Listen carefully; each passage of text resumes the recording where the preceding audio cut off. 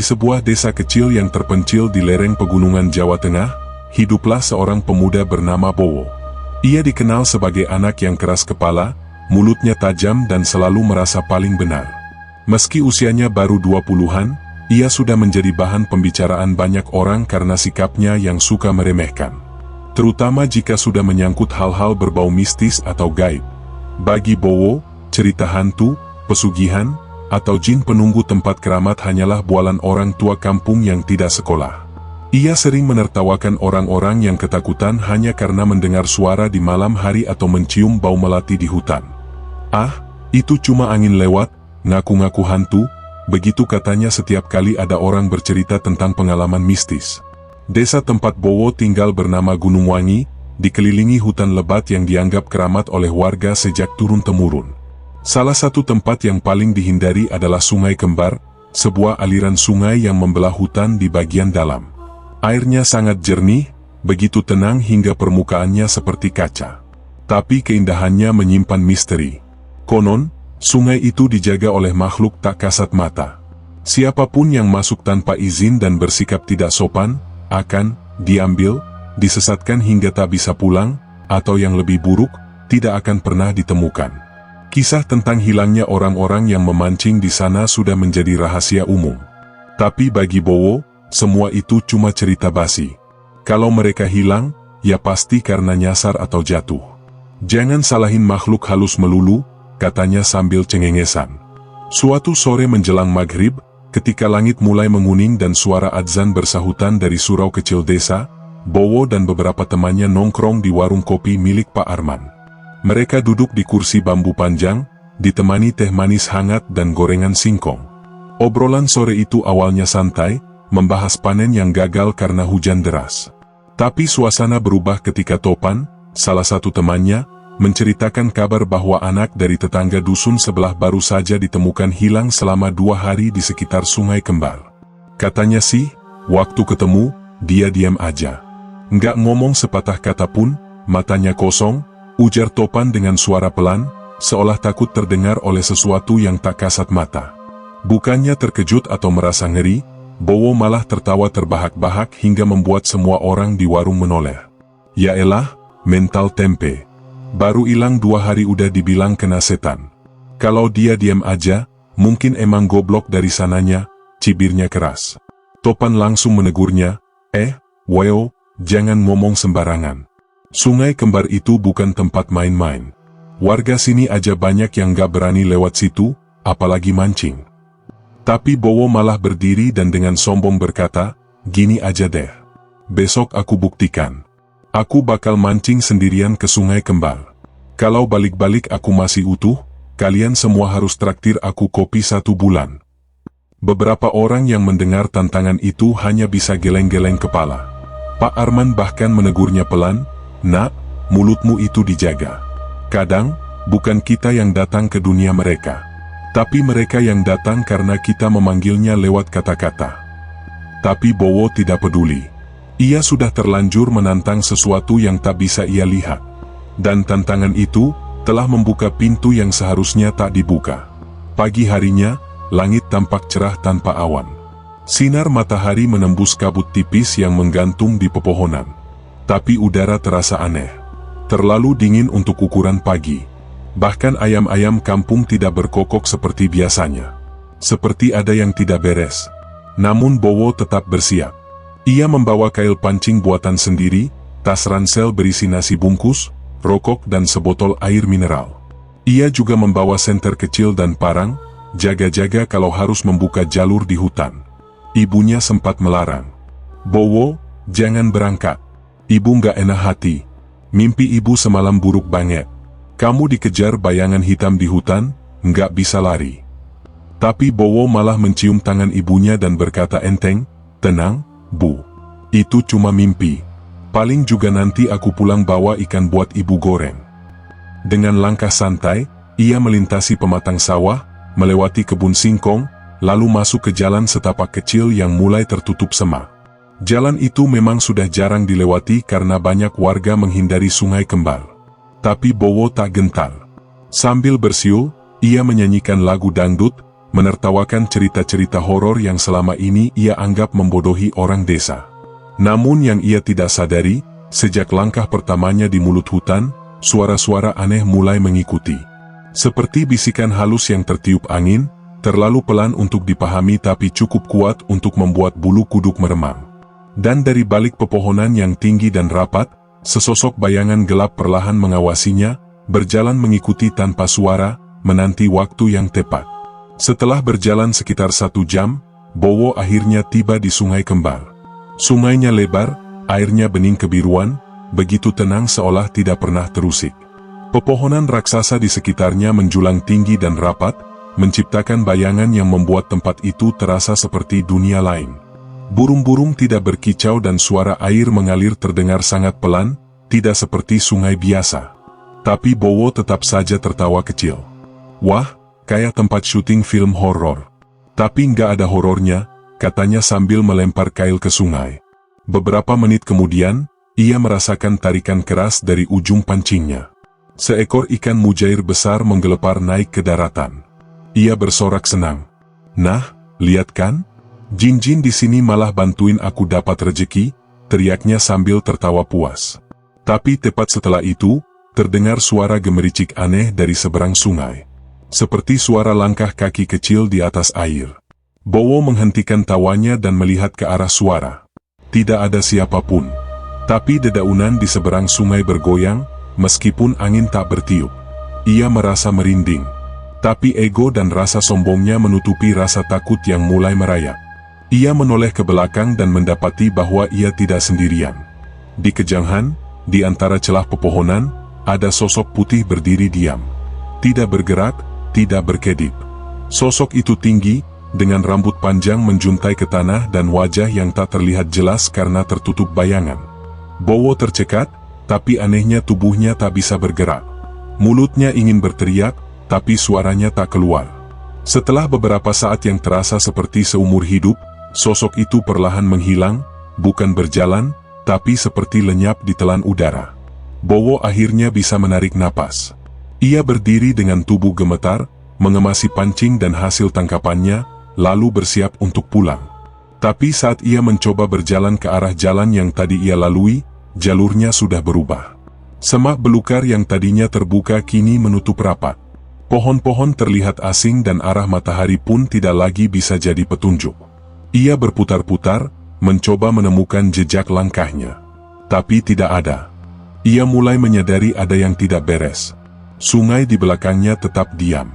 Tapi suara aneh mulai bermunculan, tangisan bayi yang pelan, suara tawa perempuan dan bisikan-bisikan dalam bahasa yang tidak ia mengerti. Jangan main-main, tolong, saya mau pulang, katanya lirih sambil menahan tangis. Tapi hutan itu tak mendengar. Atau mungkin, justru sedang menikmati ketakutannya. Langit perlahan berubah kelabu. Kabut turun dari celah-celah pohon, menyelimuti sekelilingnya. Udara jadi dingin menggigit. Bowo mulai berlari tanpa arah, menerobos semak, terjatuh, berdarah. Tapi hutan itu terus berubah, menyesatkan, membuatnya seperti berjalan di lingkaran. Dan di sela jerit ketakutannya, ia akhirnya sadar, ucapannya kemarin, ejekannya tentang jin dan makhluk gaib, telah membuka jalan. Dan kini, ia harus membayar harga dari mulutnya sendiri. Hari mulai gelap. Langit yang sebelumnya hanya kelabu, kini berubah menjadi pekat tanpa sedikit pun cahaya matahari. Awan menggulung tebal di atas pepohonan dan kabut mulai turun lebih tebal dari sebelumnya. Hawa dingin menyeruak hingga ke tulang. Bowo masih berlari, napasnya tersengal, tubuhnya penuh luka lecet akibat ranting dan duri. Tapi ia tak berani berhenti. Setiap kali ia berhenti, suara-suara dari balik kabut kembali terdengar. Suara tawa perempuan yang melengking, lalu berubah menjadi erangan seperti orang kesakitan. Kadang terdengar juga derap langkah di belakangnya, namun saat ia menoleh, tak ada siapapun. Ia tahu, ada sesuatu yang mengikuti, mengawasi, bahkan mungkin sudah masuk ke dalam pikirannya. Kepanikan membuat pikirannya kacau. Ia terus berlari hingga akhirnya kakinya tersandung akar pohon yang mencuat dari tanah. Tubuhnya terlempar ke tanah berlumpur, wajahnya menabrak dedaunan basah. Saat mencoba bangkit, ia melihat sekeliling, dan matanya membelalak. Di depannya, berdiri sesosok perempuan berpakaian putih lusuh dengan wajah rusak separuh. Matanya kosong, bibirnya robek hingga ke pipi, darah hitam menetes dari rongga hidungnya. Sosok itu tidak bergerak, tapi perlahan tangannya terangkat, menunjuk ke arah Bowo sambil mengeluarkan suara lirih, "Kembalikan suara kami." Bowo menjerit dan mundur merangkak ke belakang, lalu bangkit dan kembali berlari sekuat tenaga. Tapi entah kenapa, setiap arah yang ia tuju selalu membawanya kembali ke sungai. Tidak peduli sejang apa ia lari, sungai itu tetap muncul di hadapannya. Kali ini, sungai itu tak lagi tampak jernih dan tenang.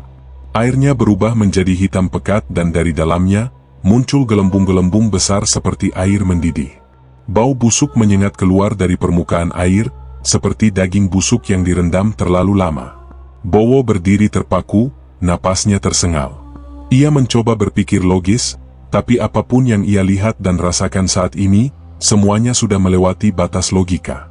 Tiba-tiba, dari tengah sungai, muncul sesosok kepala manusia. Perlahan naik ke permukaan, rambutnya hitam panjang menutupi wajah. Lalu muncul bahu, lalu dada, tubuhnya seperti mayat, pucat dan membengkak. Sosok itu tidak berdiri, tapi melayang perlahan menuju tepian sungai. Bowo berbalik, mencoba kabur ke arah yang berbeda. Tapi kini, seluruh hutan berubah menjadi seperti labirin kabut dan pepohonan. Tidak ada arah yang benar, tidak ada jalan keluar. Dan suara-suara itu makin banyak. Ada yang tertawa, menangis, bahkan berbisik di telinga Bowo, menyebut-nyebut namanya. "Bowo, Bowo, kita dengar kamu, kita tahu kamu."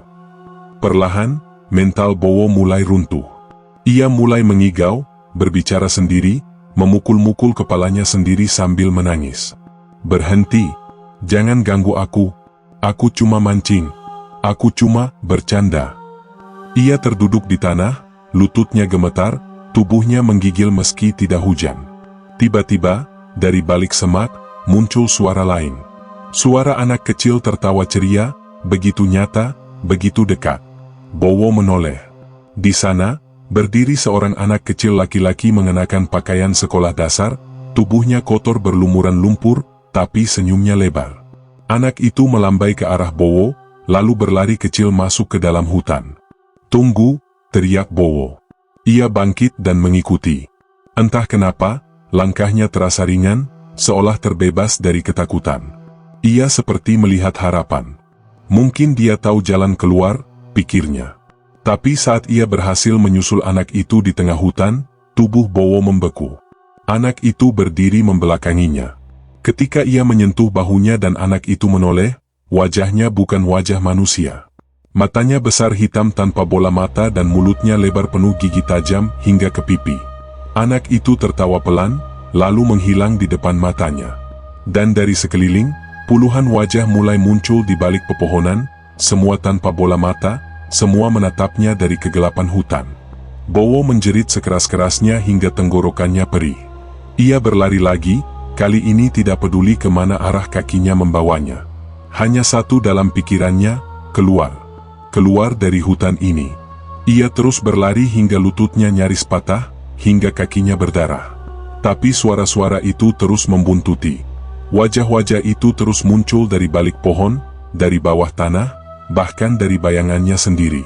Setiap kali ia menoleh, ada sesuatu yang bergerak mengikuti. Hutan itu kini seperti hidup. Daun-daun berbisik. Akar-akar pohon bergoyang seperti ular. Kabut menebal hingga jarak pandang hanya 1 meter. Dan setiap langkah, tanah seperti berubah, menyesatkan arah. Hingga akhirnya, ia melihat sesuatu, cahaya. Ya, cahaya dari obor kecil. Ia mendekat dan terlihat sosok lelaki tua berdiri dengan tongkat kayu, menatapnya tajam. Lelaki itu mengenakan ikat kepala dan sarung lusuh, matanya tajam seperti elang. "Nak, kamu bukan orang pertama yang sok berani masuk sini. Tapi mungkin kamu masih bisa pulang, kalau kamu minta maaf," katanya. Bowo menangis, berlutut, memohon dengan suara tercekat, "Saya salah, Pak, saya sombong, saya minta maaf, tolong keluarkan saya dari sini." Lelaki tua itu hanya diam beberapa detik, lalu mengangguk dan mulai berjalan. "Ikuti aku, tapi jangan menoleh ke belakang. Apapun yang kamu dengar, jangan tolehkan kepala. Dengan tubuh lunglai, Bowo mengikuti lelaki tua itu. Hutan mulai terasa berubah, tidak lagi gelap gulita. Tapi suara-suara menyeramkan masih terdengar. Ada suara tangisan, teriakan minta tolong, bahkan suara ibunya yang memanggil namanya. Tapi ia mengingat pesan si kakek, jangan menoleh. Ia terus berjalan meski telinganya dipenuhi jeritan dan rayuan untuk menoleh. Beberapa kali langkahnya goyah, tubuhnya hampir berbalik, tapi ia menahan diri.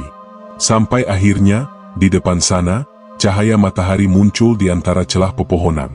Ia melangkah keluar dari hutan, dan mendapati dirinya berada di tepi desa. Saat ia menoleh, kakek itu sudah tidak ada. Hanya hutan yang kembali tenang dan sunyi. Bowo terduduk lemas. Wajahnya kotor, tubuhnya penuh luka. Ia menatap langit yang kini cerah, lalu menangis sejadi-jadinya. Hari itu, ia sadar, bukan soal hantu atau tidak. Tapi tentang rasa hormat, tentang tidak sembarangan bicara soal dunia yang bukan miliknya. Dan sejak hari itu, Bowo berubah. Ia tak pernah lagi meremehkan. Bahkan, ia jadi orang yang paling rajin membersihkan surau dan sering memberi peringatan pada anak-anak muda untuk tidak sok tahu. Karena ia tahu, ada harga mahal dari sebuah kesombongan. Meski tubuhnya telah kembali ke desa, jiwa Bowo belum sepenuhnya pulih. Malam pertamanya di rumah menjadi mimpi buruk. Ia tak bisa tidur. Setiap kali memejamkan mata, bayangan wajah-wajah tanpa bola mata itu kembali hadir. Kadang ia merasa ada yang berdiri di pojok kamarnya, mengawasinya dari balik bayang-bayang lemari. Suara bisikan dari hutan juga masih terdengar samar di telinganya. Ibunya, yang menyangka Bowo hanya kecapean setelah semalaman tak pulang, sempat kaget melihat anaknya menangis terseduh di tengah malam, sambil memeluk kakinya sendiri dan berdoa tiada henti. Ampuni aku gak mau balik ke sana, jangan panggil aku lagi. Ia tak mau makan, tak mau bicara, hanya memandangi jendela dengan wajah pucat. Beberapa tetangga yang menjenguk pun menyebut wajah Bowo seperti orang yang habis melihat kematian. Bahkan, Pak Lurah sampai memanggil ustaz dari desa sebelah untuk membacakan doa dan rukyah. Saat air rukyah menyentuh kulitnya, tubuh Bowo langsung kejang. Ia menjerit keras, seperti kesakitan, lalu tertawa aneh seperti suara perempuan. Ustaz itu hanya bisa menggeleng dan berkata, ini bukan cuma ketempelan biasa, dia telah membuka gerbang yang seharusnya tidak ia sentuh. Setelah kejadian itu, barulah rahasia demi rahasia mulai terkuak. Seorang tetua desa akhirnya bicara. Ia mengakui bahwa sungai tempat Bowo memancing memang termasuk kawasan larangan. Dahulu, di zaman penjajahan, banyak warga desa yang dibantai dan jasadnya dibuang ke sungai itu. Ada juga cerita tentang seorang dukun wanita yang dikucilkan masyarakat karena dituduh mengutuk banyak warga hingga mati mendadak. Dukun itu akhirnya bunuh diri di tepi sungai dan konon, rohnya bergabung dengan para korban lain, membentuk penjaga hutan. Sosok-sosok yang tak suka diganggu, apalagi dihina. Selama ini, warga memilih diam karena takut menarik perhatian sosok-sosok itu. Mereka hanya berpesan dari mulut ke mulut, agar anak cucu tidak berani mendekat, apalagi berlaku sombong.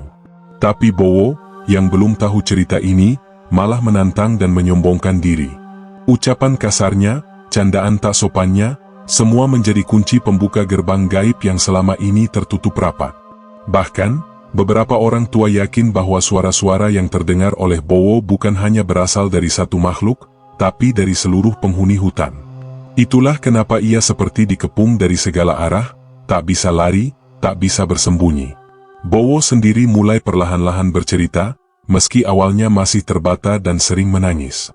Ia menceritakan semuanya, sosok perempuan berwajah rusak, anak kecil bermata hitam, lelaki tua yang menolongnya dan labirin hutan yang tak berujung. Tapi yang paling membuat bulu kuduk orang-orang berdiri adalah satu kalimat terakhir yang ia ucapkan saat bercerita. Dengan suara pelan dan mata menerawang, Bowo berkata, mereka gak marah karena aku masuk, mereka marah karena aku menghina. Kalimat itu menjadi peringatan kuat bagi warga desa, bahwa bukan tempatnya yang terkutuk, tapi sikap manusia yang bisa membawa bencana. Sejak saat itu, warga mulai melakukan doa rutin di dekat batas hutan. Ustaz dan tetua desa sepakat untuk menggelar selamatan dan membacakan doa tiap malam Jumat agar energi buruk tidak kembali keluar dari dalam hutan. Beberapa warga juga melihat perubahan drastis pada diri Bowo. Ia yang dulu keras kepala dan suka mengejek, kini menjadi pendiam, penuh sopan santun dan sangat menghormati alam. Ia sering ikut rombongan bersih-bersih makam, bantu mengurus musala dan selalu mengingatkan anak-anak lain untuk tidak sembarangan bicara soal makhluk tak kasat mata. Namun, perubahan itu tak datang tanpa luka. Bowo tetap membawa bekas trauma yang mendalam. Kadang saat sendiri di sawah atau saat lewat dekat hutan, ia bisa tiba-tiba berhenti dan meneteskan air mata. Ia merasa masih diawasi. Pernah suatu malam, ia mengaku mendengar suara si anak kecil memanggil namanya dari luar jendela. Suara itu halus, lembut, tapi begitu dingin dan mengancam. "Bowo, ayo main lagi," katanya. Bowo langsung membaca doa dan menangis sepanjang malam. Meski tidak terjadi apa-apa, ia sadar bahwa dunia itu belum sepenuhnya melepasnya. Pak Lurah sempat menyarankan agar Bowo dibawa keluar desa untuk berobat, tapi keluarga Bowo menolak. "Biar di sini saja, dekat orang tuanya, dan dekat Tuhan," kata ibunya sambil memeluk Bowo. Mereka percaya, selama Bowo menjaga sikap, menjaga lidah dan terus memohon ampun, maka ia akan dilindungi. Tapi tetap saja, tidak semua luka bisa sembuh. Tidak semua pintu bisa ditutup rapat-rapat. Dan tidak semua permintaan maaf bisa menghapus rasa sakit yang telah tertanam di dunia yang tak terlihat. Beberapa tahun berlalu, Bowo tumbuh menjadi pria dewasa yang disegani di desanya. Ia bukan hanya sopan, tapi juga rendah hati dan sering membantu warga. Tapi ada satu hal yang tak pernah berubah, ia tidak pernah sekalipun melangkah kembali ke arah sungai keramat itu. Bahkan ketika diminta mengantar tamu desa yang penasaran, ia menolak dengan tegas. "Kalau kalian sayang nyawa kalian, jangan ke sana. Di sana, bukan tempat untuk beradu nyali," katanya. Setiap kali ia mengucapkan kalimat itu, sorot matanya berubah, tajam tapi penuh luka. Dan setiap malam Jumat Kliwon, Bowo selalu menyalakan lilin di depan rumahnya, menunduk dalam doa yang lama. Ia tahu, sebagian dari dirinya pernah hilang di hutan itu. Dan meski kini ia telah kembali, bayangan masa lalu akan selalu hidup dalam dirinya. Sebuah pelajaran yang datang dengan cara paling menakutkan, tentang pentingnya menjaga lidah, menghormati alam dan tidak mempermainkan dunia yang bukan milik kita. Beberapa orang masih penasaran dan tak percaya pada kisah Bowo. Mereka menganggapnya berlebihan, terlalu dibuat-buat, atau hanya upaya mencari perhatian. Tapi bagi mereka yang melihat langsung perubahan Bowo, dari seorang pemuda urakan menjadi sosok pendiam yang selalu menunduk saat berbicara, mereka tahu ada sesuatu yang nyata telah terjadi. Suatu hari, sekelompok remaja dari kota yang sedang melakukan penelitian di desa mencoba menyusuri hutan untuk mencari lokasi angker yang viral. Warga desa sudah memperingatkan mereka, tapi seperti Bowo dulu, mereka tertawa dan meremehkan. "Paling cuma mitos kampung," kata salah satu dari mereka. 3 jam kemudian, hanya 2 dari 5 anak yang kembali ke desa, itu pun dalam keadaan linglung dan menangis. Mereka mengaku kehilangan arah, mendengar suara-suara aneh dan merasa seperti dikejar sesuatu yang tak terlihat.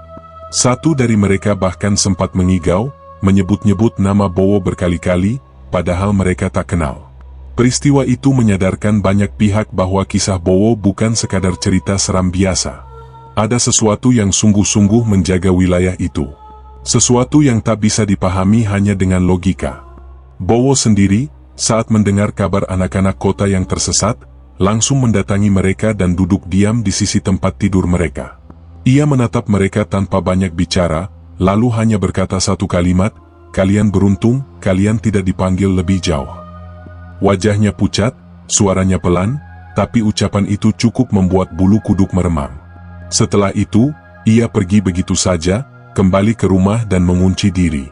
Malam itu, salah satu anak kota yang selamat mengaku melihat sosok Bowo berdiri di pinggir jalan sambil memandang ke arah hutan. Tapi yang mengerikan adalah, ia bersumpah bahwa ada sosok lain berdiri di belakang Bowo, tinggi, berjubah dan wajahnya tak terlihat. Desa pun semakin menjaga batas hutan dengan lebih ketat. Mereka menandai beberapa pohon dengan kain putih, membakar kemenyan setiap malam Jumat dan menambahkan papan peringatan besar bertuliskan, "Dilarang masuk tanpa izin. Bukan semua tempat bisa kau pulang darinya." Suatu malam, Bowo bermimpi ia kembali berada di tengah hutan. Tapi kali ini, hutan itu tak lagi mencekam. Suasananya sunyi, kabut tipis menggantung dan sungai hitam itu kembali mengalir tenang. Di seberangnya, berdiri sosok lelaki tua yang dulu menuntunnya keluar. Sosok itu tersenyum samar dan mengangguk pelan. Di belakang lelaki itu, muncul banyak sosok lain, anak kecil, perempuan berwajah rusak, bahkan bayangan-bayangan hitam yang hanya tampak sebagai siluet.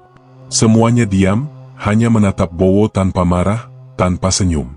Seolah ingin mengatakan bahwa mereka kini telah memahami, bahwa Bowo telah menyesali semuanya. Saat Bowo terbangun, ia merasa dadanya lebih lapang. Untuk pertama kalinya setelah bertahun-tahun, ia bisa tidur nyenyak tanpa terbangun karena mimpi buruk. Tapi ia juga tahu, itu bukan pertanda segalanya selesai. Itu hanyalah bentuk penerimaan, bahwa ia telah menjadi bagian dari kisah hutan itu. Dan mungkin, selama ia hidup, ia akan terus menjadi pengingat hidup bagi siapapun yang hendak meremehkan dunia yang tak kasat mata. Tahun demi tahun berlalu, Bowo kini menjadi seorang guru ngaji. Ia mendidik anak-anak dengan penuh kelembutan, tak pernah meninggikan suara, tak pernah menyombongkan diri. Tapi ia juga selalu menyelipkan pesan dalam setiap pengajarannya, tentang adab, tentang ucapan dan tentang batas antara dunia manusia dan makhluk lain. Ia tak pernah menyebut kata hantu atau jin, tapi cara ia bercerita membuat setiap anak memahami, ada wilayah yang harus dihormati, bukan ditantang. Dan setiap kali ada anak muda yang mulai berani-berani menyusuri hutan larangan, nama Bowo selalu disebut. "Tanya dulu ke Mas Bowo," kata warga. "Kalau dia bilang jangan, ya jangan." Dan anehnya, meski usianya bertambah, Bowo tampak tak banyak berubah. Rambutnya masih hitam, tubuhnya tetap kuat dan sorot matanya tetap tajam. Beberapa warga mulai percaya bahwa ada sesuatu dalam diri Bowo yang kini berbeda. Mungkin karena pernah menyentuh batas dunia, atau karena telah diberi tanda oleh penjaga hutan. Tapi apapun itu, tak satu pun berani menanyakannya langsung. Mereka hanya tahu satu hal, sejak kejadian itu, tak ada lagi orang yang berani bersikap sombong di tepi hutan keramat. Kini, cerita Bowo menjadi legenda yang dituturkan turun-temurun di desa kecil di Jawa Tengah itu. Bukan sebagai kisah untuk menakut-nakuti, tapi sebagai pelajaran tentang kesombongan, tentang pentingnya menjaga lidah dan tentang dunia yang lebih luas dari apa yang bisa kita lihat. Sungai itu masih ada, hutan itu masih lebat dan kabut masih kadang turun tanpa sebab. Tapi tidak ada yang berani lagi melempar umpannya ke sana, apalagi berteriak menantang. Karena mereka tahu, ada harga yang harus dibayar. Dan tak semua orang bisa pulang setelah memasukinya. Dan Bowo? Ia tetap hidup tenang di rumah kecilnya, menulis doa-doa di sore hari dan sesekali memandangi arah hutan dari beranda depan rumah. Ia tahu, suatu hari kelak, ketika waktunya tiba, ia akan kembali. Bukan sebagai yang tersesat, tapi sebagai penjaga. Sebagai bagian dari hutan itu. Karena sebagian dari jiwanya, telah lama tinggal di sana.